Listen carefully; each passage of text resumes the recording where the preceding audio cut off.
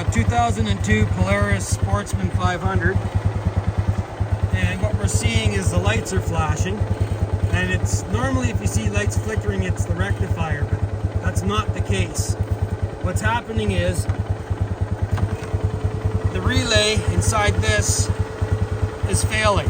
Now if I touch the wire below,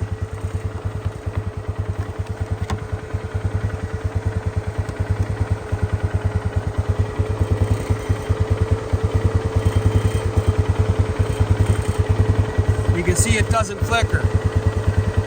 Now if I touch the wire above it,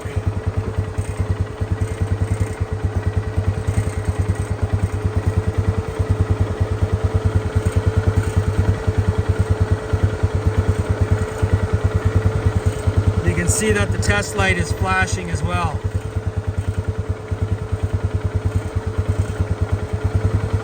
So I'm going to cut that out and replace it with another relay.